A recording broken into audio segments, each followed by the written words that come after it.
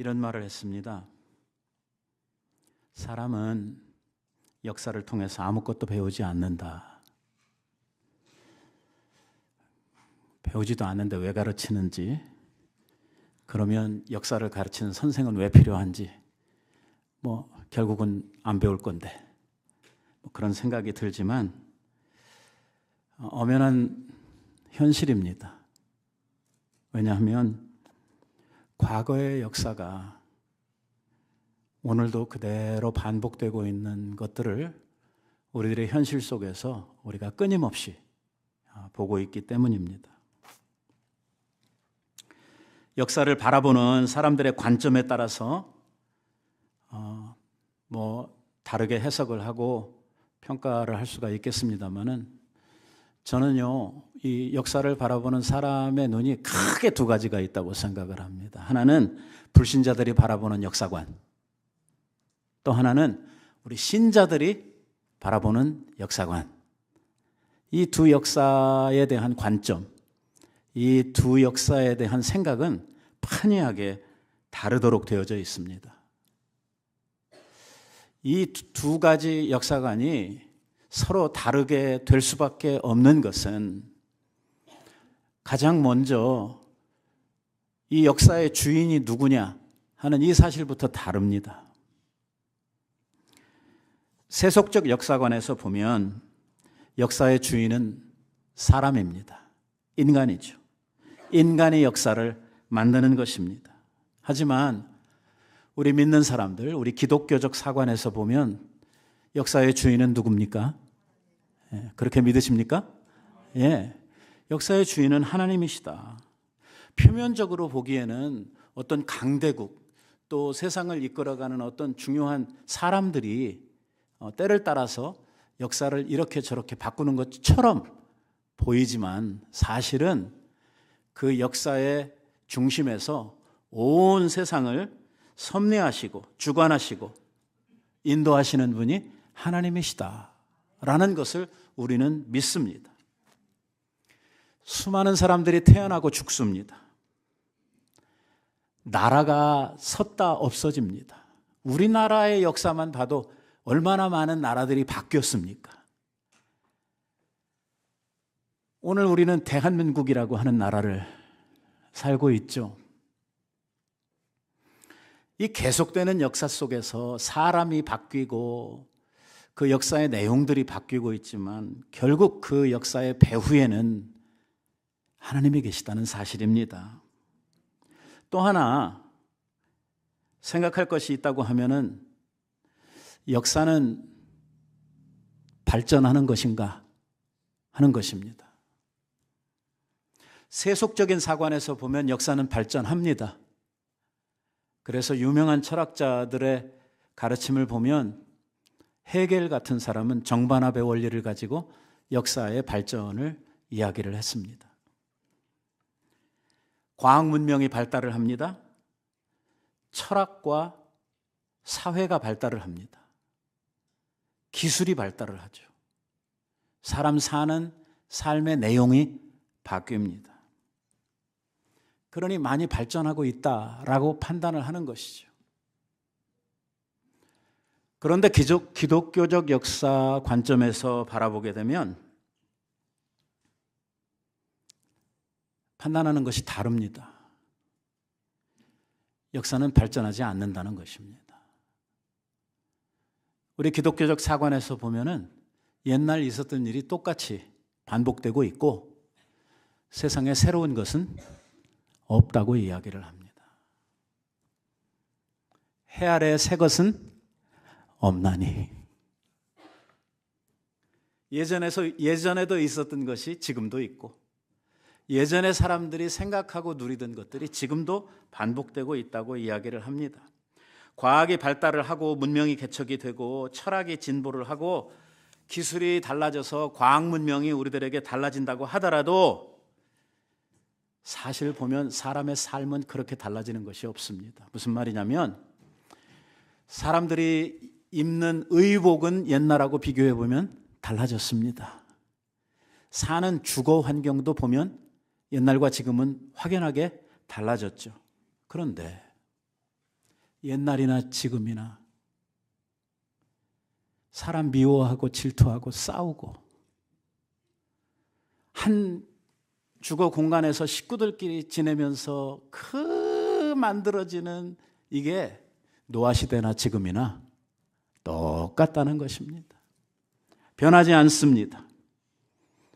시기도 부도덕도 욕망도 옛날에 있었던 모든 것들이 그 모양만 달리 해가지고 우리가 살고 있는 이 시대에도 똑같이 재현되고 있는 것을 우리는 보게 됩니다. 조금 아까 읽었던 말씀도 우리에게 그것을 이야기하고 있습니다마는 성경은 노아의 홍수 때와 마찬가지로 예수님이 오시는 그날, 언제입니까? 세상의 끝날. 그때에도 노아 시대하고 똑같은 일들이 계속해서 벌어지고 있을 것이다. 롯이 살던 그 시대의 현실이 우리의 시대의 마지막에도 똑같이 지금 벌어지고 있을 것이다 라고 이야기를 하고 있는 것입니다. 그러면 이 변화하지 않는 이 옛날의 그 구태를 계속해서 반복하고 있는 이 역사 속에서 우리 그리스도인들이 해야 할 일이 무엇인가? 오늘 우리는 2026년이라고 하는 이러한 시대에 살고 있고 또 이 시대를 향한 우리들의 어떤 책임, 우리들의 어떤 사명 같은 것들이 있어야 될 텐데, 그럼 우리가 이 시대를 살면서 구해야 하는 우리의 시대적인 가치관은 무엇인가? 아까 성경에서 이야기한 것처럼 먹고 마시고 심고 짓고 이거 하면서 사는 것이 우리들의 인생인가? 조금 전에 읽었던 그 말씀은 우리들에게 그렇게 살으라고 나올 때까지 그렇게 말씀하고 있는 것인가? 그 말씀은 우리들에게 좀 달라져야 된다고 이야기하고 있는 게 아닌가? 시대가 이렇게 흐르고 많은 배움이 생기고 어떤 발전이 있고 기술이나 도덕이나 사회성이나 이런 것들이 다 바뀌고 있다고 하면 그 속에서 우리들도 뭔가 삶의 가치가 상승되고 좀 달라지는 이러한 모습으로 살아야 될 거 아닌가? 라는 질문이죠. 결국 요구하시는 것은 변화입니다.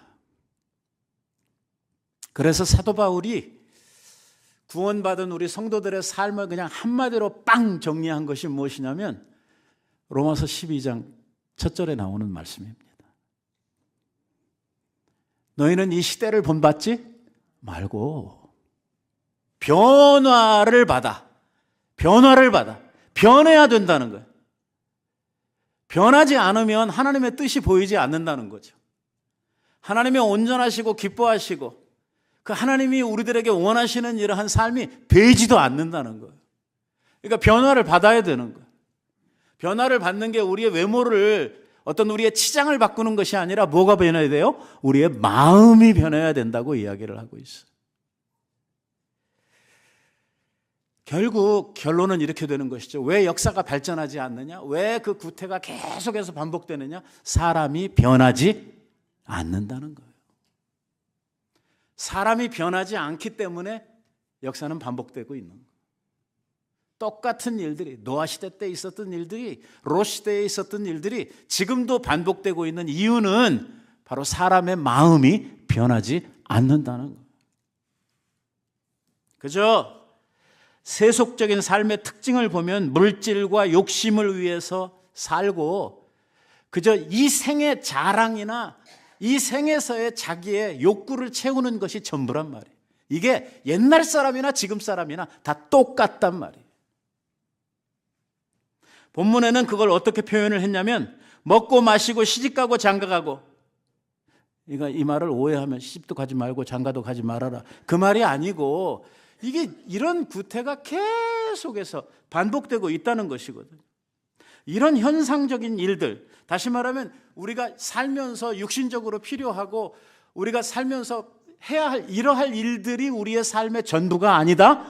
이것이 우리의 삶의 진정한 가치가 아니다. 먹지 말아라 그 말 아니죠. 먹어야 돼요. 안 먹으면 죽어. 그러니까 먹긴 먹어야 돼. 입고 살아야 돼. 일도 해야 되고 집도 져야 되고 해야 돼. 근데 그게 인생의 전부는 아니라는 거죠. 만약에 그것이 우리들의 삶의 전부가 되었다면 그 사람은 크리스찬이라고 말할 수 없다는 것입니다. 오늘 말씀이 우리들에게 도전하는 것은 이것입니다. 우리의 육신의 삶의 현상적인 것을 위해서 살지 말라는 거예요. 그게 전부가 아니라는 것입니다. 오늘 하나님께서 우리들을 창조하실 때 우리들의 껍데기, 우리들의 육만 창조하신 것이 아니라 하나님께서 뭐도 만드셨냐면 영혼을 만드셨단 말이에요. 하나님의 살아있는 영을 흙으로 만든 사람들의 코에 불어넣으셨잖아요. 후 하고 말이에요. 그랬더니 비로소 사람이 생명으로서 하나님의 거룩한 형상을 받은 존재로서 영광스럽고 거룩한 이러한 인간으로서 재탄생되게 되는 거거든요. 다시 말하면 사람은 육을 가지고 있고 동시에 뭘 가지고 있어요? 영을 가지고 있어요. 여기에 영을 집에다 두고 오신 분이 있으면 한번 손 들어보세요.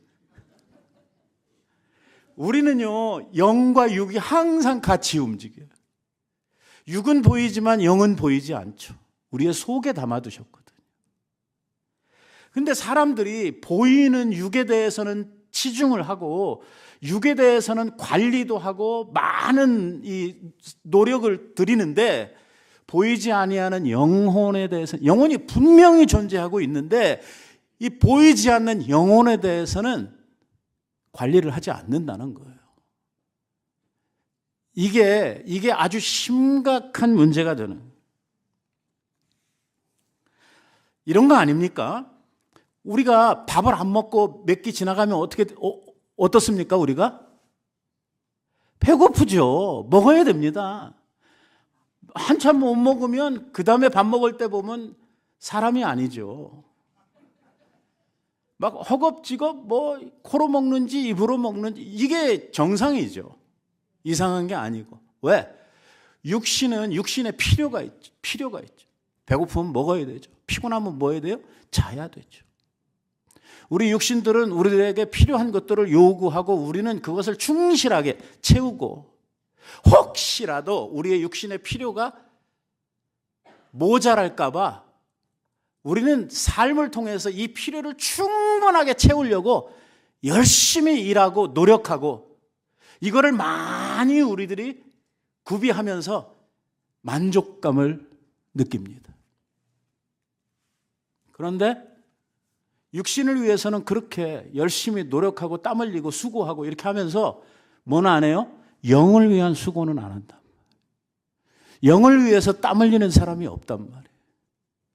이 영혼의 필요를 채우기 위해서 여기에 민감하게 반응하고 이거를 채우기 위해서 시간을 들이고 노력을 들이고 여기에 물질을 쏟고 하는 이러한 일들을 안 한단 말이에요.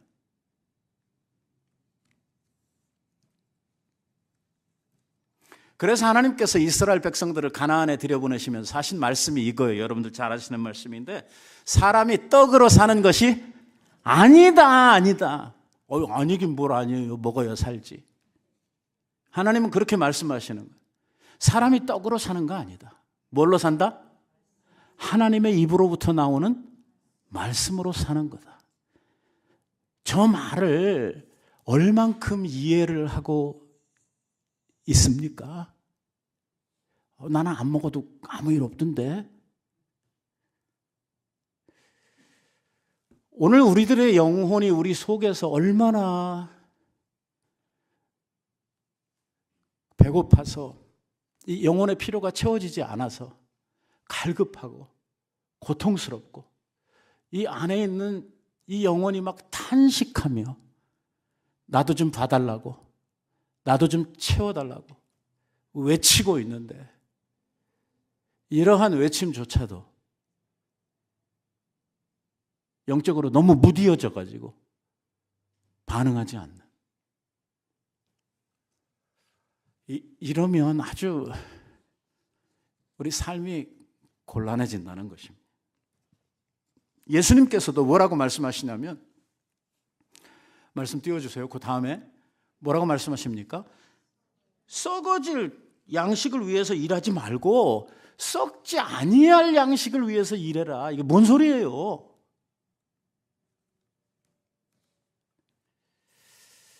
여기에 보면은요, 이 대표적인 샘플이 하나 나옵니다. 누가복음에 나오는, 여러분들 잘 아시는 분인데, 어리석은 부자라고 불리우는 사람입니다. 성경에서. 그가 왜 어리석은 부자입니까? 제가 보니까 아주 똑똑하고 이 시대에 딱 맞는 엘리트인데요. 왜?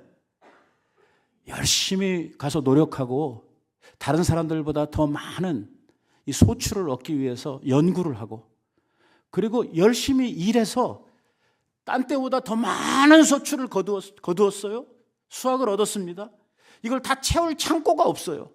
그러니까 새로운 창고를 짓고 그 많은 수확물들을 새 창고에다가 다 저장을 하고, 이제 많은 것들을 거두고 했으니 이제는 좀 편안하게 지낼 수 있겠다라고 생각하고 이제 행복 시작을 선언하고 있는 이러한 사람이에요. 부자입니다. 부자. 여러분, 진짜 요즘에 인사말 하면서 부자 되세요. 어떤 분이 저한테 새해 인사하면서 부자 되세요 보냈어.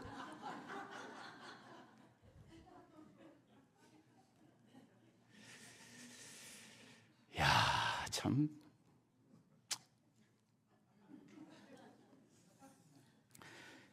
이 사람, 여기 나오는 사람 부자예요. 잘 나가고 있어요. 많이 거두었어요. 다른 사람들보다 훨씬 더 많은 수확을 얻었기 때문에 창고를 새로 짓고 막 갖다 꽉꽉 채워놨어요. 얼마나 좋아요. 이 사람이 하는 말이 무슨 말이냐면, 잘 들어보세요. 내 영혼아, 내 영혼아. 그래도 영혼이 있는 줄은 아나 봐요. 내 영혼아, 여러 해 쓸 물건을 마련해 두었으니 평안히 쉬고 먹고 마시고 즐거워하자. 모순이 뭐예요? 이 말씀에. 지가 열심히 일해가지고 지금 수확해서 저 창고에 저장해 놓은 자기를 만족스럽게 만드는 그게 영혼을 먹이고 영혼을 즐겁게 할 수 있는 것들이에요? 아니에요. 저런 것들로 영혼이 즐거워하지 않아요. 저런 것들로 영혼을 만족시킬 수 없어요.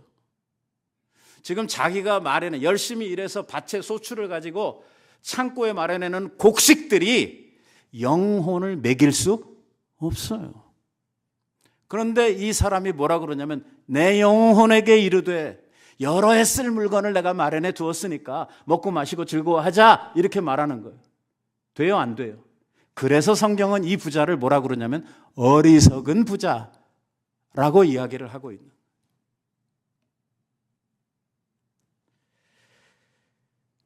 영혼은 다른 필요를 가지고 있는데, 영혼은 다른 것들을 달라고 하는데, 지금 먹고 사는 이 곡식들을 가지고 그 영혼의 필요를 채우겠다라고 생각을 하고 있기 때문에 이 부자가 어리석은 사람이 되는 거예요. 이게 영과 육도 구별을 못하는 인간이다, 그 말이에요. 영혼의 행복은요, 물질이 적고 많고 하는 데 있지 않습니다. 노아 시대에 수많은 사람들이 먹고 마시고 시집가고 장가가고 하는 현상적인 일에 바빠가지고 뭘 못 돌봤냐면 영혼의 필요를 돌보지를 못했습니다. 그저 사는데 급급하고 사는 일에만 모든 것을 다 쏟으면서 살아갔습니다. 이렇게 모든 사람들이 자기의 육신의 삶을 위해서 열심히 뛰고 있을 때 노아와 노아의 식구들은 달랐습니다. 그들이 바로 홍수 가운데서 구원을 받게 되는 가장 중요한 이유입니다. 다른 사람들은 지금 먹고 마시고 시가고 장가가고 일상에 매여가지고 이거 잘하려고 이리 뛰고 저리 뛰고 하면서 바쁘게 살아가고 있는 그때에 노아와 8식구는 뭐 했어요? 저 산꼭대기에다가 방주만 들고 있어요. 누가 시킨 거예요? 하나님이 시키셨어요. 그러니까 하나님의 말씀을 순종하기 위해서 하나님의 말씀을 따라 자기의 삶을 지금 살고 있는 거예요. 여러분 방주 몇 년 동안 지었어요? 네? 120년 동안 지었어요. 120년 동안 산꼭대기에 올라가가지고 매일 120년 동안을 이거를 했다는 거예요. 그러니까 다른 사람들 눈에 보면 저놈들은 미친놈이야. 왜? 왜 배를 산에다가 지어? 배는 어디다 지어야 돼요? 왜 물가에다 지어야죠. 배를 띄워야 되니까. 그런데 왜 배를 산꼭대기에다 갖다 짓고 있냐고. 이게 약간 머리가 좀 이상한 사람들 아닌가 하는 생각을 해요. 그러나 노아와 그 식구들은 그걸 누가 명하셨냐면 하나님께서 명하셨거든요. 거기에다가 지으라고. 홍수가 나면 이제 모든 것들이 다 잠기게 되고 그 산 꼭대기도 물에 잠기게 될 거니까. 그러면 그때 배가 떠오를 테니까. 하나님의 그 거룩한 명령 앞에서 그들은요 120년 동안을 온갖 조롱을 다 받아가면서 자기의 육신의 삶을 포기하고 뭘 했어요? 하나님의 명령을 순종하기 위해서 조롱과 비웃음을 다 참아가면서 하루도 이틀도 한 달, 두 달, 1년, 2년이 아니고 120년 동안을 상상도 할 수 없죠.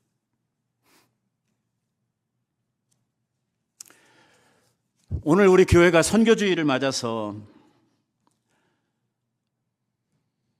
우리 온 교회 성도들은 하나님께서 우리에게 명하신 이 마지막 시대를 향한 방주 사역을 우리가 해야 되는 것입니다. 뭘 위한 배입니까? 생명을 구원하기 위한 배입니다. 유람선 아닙니다. 무역선도 아닙니다. 이 배는요, 죽을 자들을 구원해내는 생명선입니다. 노아와 그 식구들이요, 이 배를 지으면서 그 시대에 많은 사람들에게 증거했다고 그럽니다. 뭐요? 조금 있으면 홍수가 납니다. 조금 있으면 비가 우리들에게 와서 많은 사람들이 죽임을 당할 것입니다. 그러니까 우리들이 지은 이 방주로 피하세요. 오세요. 열심히 전하며 가서 또 짓고 또 만나는 사람들이 있으면 이 이야기하고 또 가서 짓고 이거 했거든. 근데 아무도 그 말을 듣지 않았어요. 오늘 하나님께서 교회에 주신 영혼구령의 이 사명을 위해서 정말 잣나무를 찍어서 배의 구석구석을 지어가던 이 노아의 8 식구들처럼 우리 교회의 성도들이 하나님께서 주신 이 구원선, 이 방주를 만드는 이 일에 충성을 다하자 하는 것입니다. 노아의 식구들이 그랬듯이 오늘 우리도 이 사명에 불타는 이 역사의 마지막 남아있는 그루터기 같은 이러한 성도들로서 하나님 앞에 충성하자. 영혼의 필요는 뭐냐? 하나님을 즐거워하는 것입니다. 하나님의 명령을 순종하는 것입니다. 그럴 때 우리의 영혼이 평안을 누리게 됩니다. 하나님과의 관계가 바로 되고 주님의 말씀에 순종해 갈 때에 우리의 영혼은 잘 되도록 되어 있습니다. 왜? 우리의 영혼은 하나님으로부터 직접 케어를 받는 곳이기 때문입니다.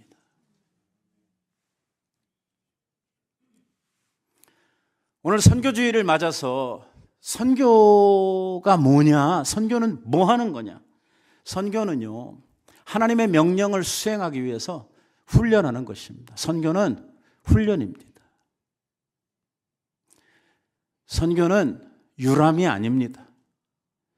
선교는 어디 가가지고 뭐 구경하고 오는 여행도 아닙니다. 선교에는 반드시 훈련이 필요합니다. 훈련받지 않고 선교에 나아갈 수 없습니다. 왜냐하면 선교는 영적 싸움이기 때문입니다. 그래서 성경은 우리 성도들을 하나님의 군대라고 부릅니다. 하나님의 군대. 우리가 하나님의 군대로서 쓰임받고 전쟁에 나가려고 하면 반드시 훈련을 받아야 됩니다. 영적 훈련이 없이 전쟁에 나갔다가 그냥 바로 죽는 거죠. 하나님께서는 준비된 사람들, 훈련된 사람들을 사용하셔서 전쟁을 하십니다.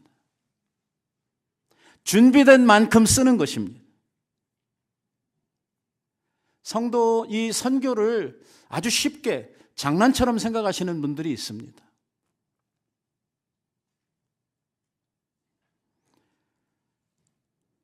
선교는요, 사단과의 영적 전쟁에서 싸우고 사단의 손에 붙들려 있는, 사망의 권세 아래에 있는 죽은 자들을 하나님의 생명회로 이끌어내는, 마귀의 소나기에서 하나님의 백성들을 끄집어내오는 이러한 전쟁에 있어서도 가장 어려운 이 포로를 구명하는 이러한 일이 선교입니다. 그들은 이미 사단의 손에 있습니다. 사망이 그 위에 왕노릇하고 있지 않습니까? 마귀가 쉬지도 않고 갖은 괴계를 다 동원해서 자기의 것을 지키려고 하고, 거기뿐만이 아니라 믿는 자들을 공격을 해서 믿는 자들을 넘겨뜨리고 믿는 자들을 자기의 소나기로 끌어가려고 호시탐탐 우는 사자와 같이 노리고 있는 것이 사단입니다. 이러한 사단과 대적하려고 하면 우리가 어떻게 해야 됩니까? 우리가 훈련을 받아야 되죠. 마귀와의 싸움에서 우리가 이기고 거기에서 우리의 영혼들을 구출해 오려고 하면 여기에는 상당한 기술이 필요하죠.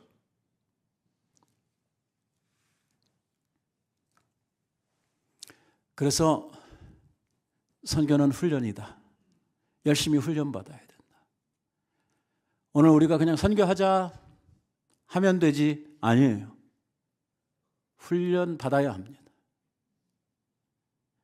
여러분, 우리가 이제 1월달 딱 지나가면 2월달부터 단기 선교 우리 신청 받아서 2월달부터 6월까지 언어 훈련하지, 찬송 또 전도 훈련하지, 얼마나 훈련들을 많이 해요.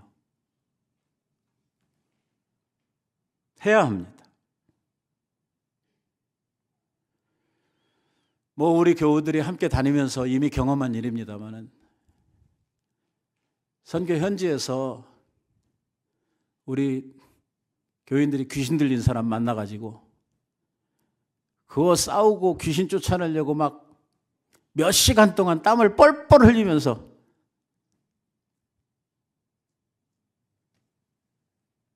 뭐 어쩔 건데요? 선교는요, 기도입니다. 선교는 기도의 힘으로 하는 것입니다. 저 기도다 하는 건 우리가 기도를 많이 하고 이 문제를 말하는 것이 아니라, 오늘 우리들이 선교의 명령을 수행할 하나님의 군대들로서 우리는 뭘 해야 되냐면, 하나님께서 주시는 능력, 하나님께서 주시는 힘, 하나님께서 주시는 지혜를 받아야 이 영적 싸움에 나아가서 싸울 수가 있어요. 우리가 사단을 우리 스스로의 힘으로, 우리들이 가지고 있는 지혜로, 내가 가지고 있는 믿음으로 대적해서 이길 수 있습니까? 안 됩니다. 안 됩니다. 사단은요, 우리보다 훨씬 강합니다. 사단의 능력이라고 하는 것은 측량할 수가 없을 정도로 강합니다. 이거를 뭘로 제압을 합니까? 어떻게 이깁니까? 하나님의 힘으로 하는 것입니다. 하나님 주시는 능력으로 하는 거예요. 하나님께서 주신 그 은혜로 우리들이 무장되어야만 이 사단과의 전쟁을 수행할 수가 있거든요. 그러려고 하면 능력 받아야 되고, 하나님으로부터 오는 지혜를 얻어야 되고, 우리들이 하나님의 것을 내 것으로 만들어야 되는데, 그 과정이 뭐냐면 기도입니다. 우리는 기도를 통해서 그 능력을 받게 되는 거예요. 우리는 기도를 통해서 나를 무장시키게 되는 것이죠. 내가 얼만큼 기도했느냐 하는 이것이 얼마나 중요한 일인지 몰라요. 선교는 그래서 시작부터 끝까지 기도라고 이야기를 해요. 시작도 기도고 끝도 기도라고 이렇게들 이야기를 하고 있는 것입니다. 기도가 없으면 하나님의 역사도 없습니다. 기도하면 성령이 역사하십니다. 기도를 통해서 환경이 변합니다.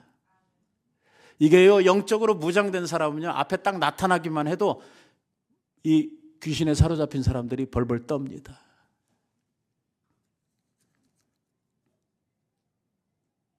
저는 그렇게 생각합니다. 개인 기도 시켜놓으면 5분도 기도를 못하는 사람은 선교 가면 안 된다. 좀 더 훈련해야 된다. 좀 더 능력 받아야 된다.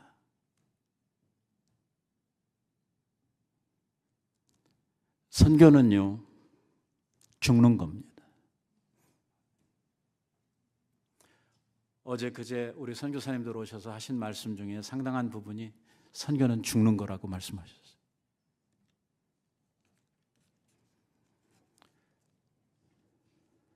예수 그리스도께서 첫 선교사로 이 땅에 오셔서 뭐 하셨습니까? 죽으셨습니다. 이게 선교자의 마음입니다. 죽는 겁니다. 우리가 죽어야 영혼들이 살아납니다. 사람들이 죽어진 곳에 복음이 꽃이 핍니다. 이 복음을 완성하시기 위해서, 이 구속사역을 완성하시기 위해서 예수님이 당신의 고귀한 생명을 내어주셨습니다. 예수님 십자가에서 죽으셨죠. 이 복음을 전하기 위해서 수많은 사도들이 다 순교의 길을 갔습니다. 우리나라의 복음이 전해지기까지 많은 선교사들의 피가 뿌려졌습니다. 우리나라의 첫 선교사라고 불리우는 이 토마스 목사님 같은 경우에는 사실 실제로 누구에게 전도를 해본 적도 없고 성경 가지고 와서 바로 내리다가 죽어버렸거든요. 창에 찔려 대동강변에 피를 뿌린 이러한 선교사들. 또 우리 한국 교회의 위대한 순교자들. 이러한 자들의 죽음 위에 이 복음의 꽃들이 피어난 것입니다.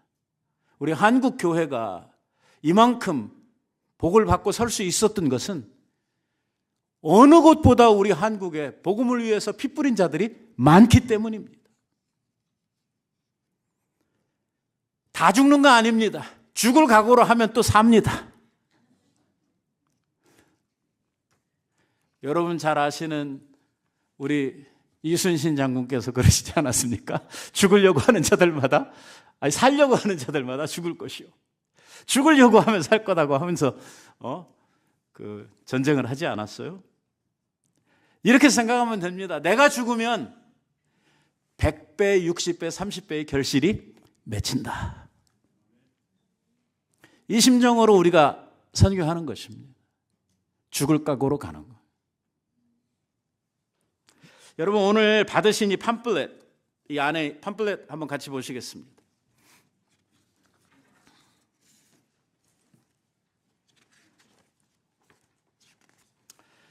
자, 이 팜플렛을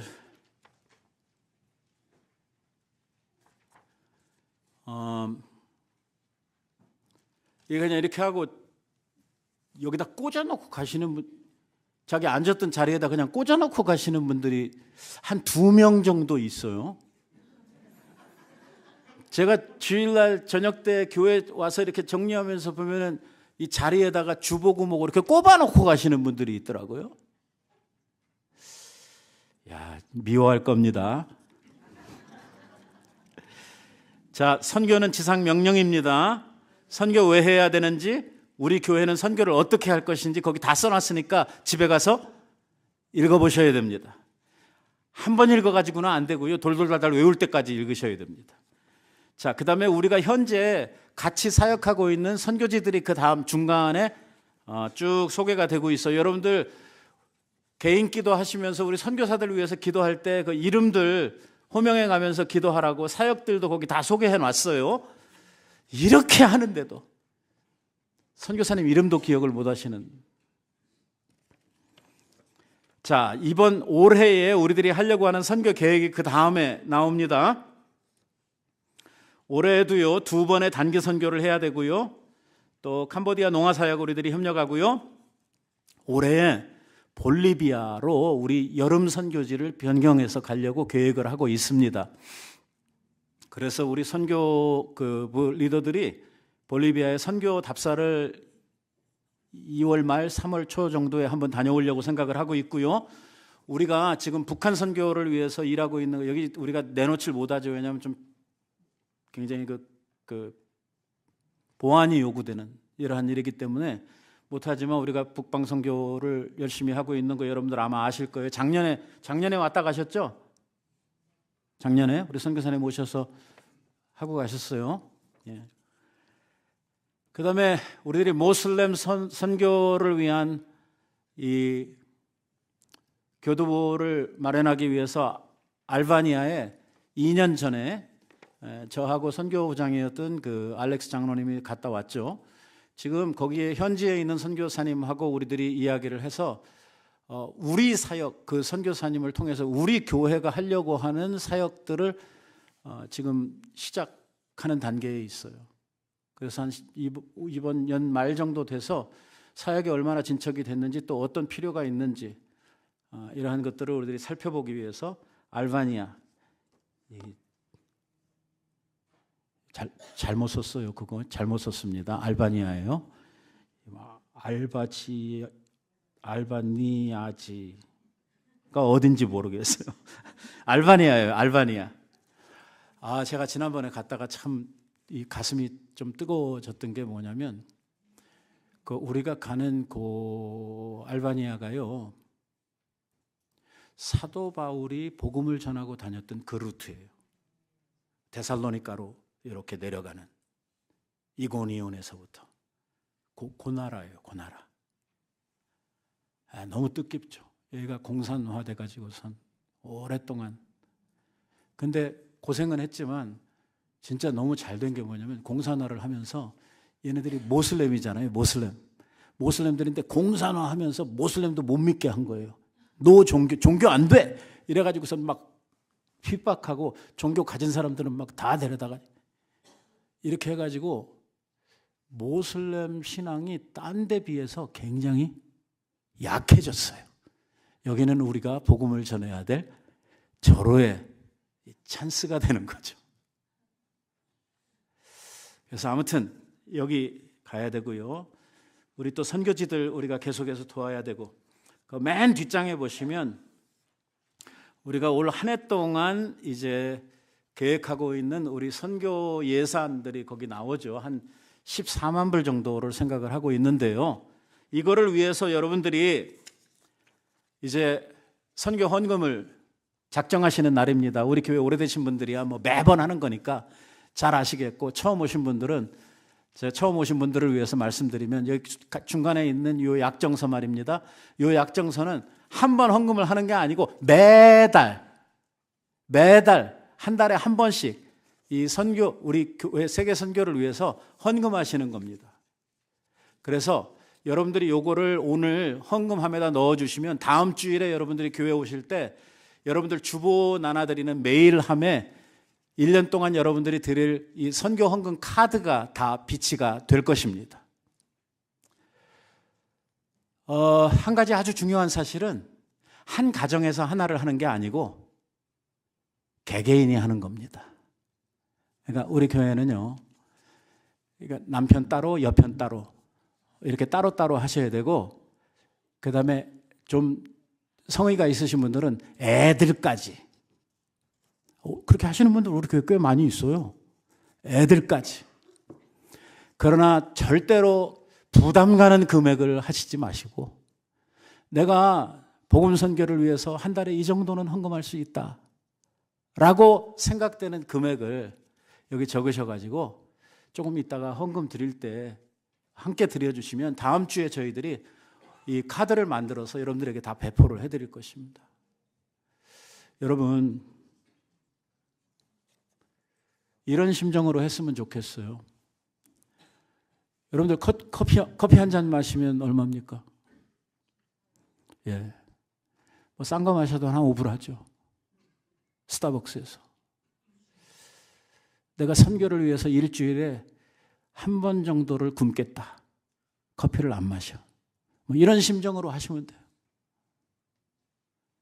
주의 복음을 위해서 내 즐거움을 조금만 줄이겠다 하는 심정으로 하나님 앞에 헌금을 작정해서 드리시면 좋겠습니다. 여러분, 우리 교회가 가지고 있는 가장 중요한 교회 사역의 핵은 선교입니다. 그래서 밖에 나가보시면 우리 교회의 DNA는 선교다라고 붙여놨죠. 이 사역을 위해서 여러분들이 마음을 모아주시고 이 사역을 위해서 여러분들이 함께 해주시면 뭐 저도 꽤 기쁘겠지만 누가 기뻐하실 거냐면 하나님께서 기뻐하실 것입니다. 이 마지막 세대에 열방을 주 앞으로 인도하는 이 사역을 위해서 여러분들 함께 힘써 주시기 바랍니다. 기도하겠습니다.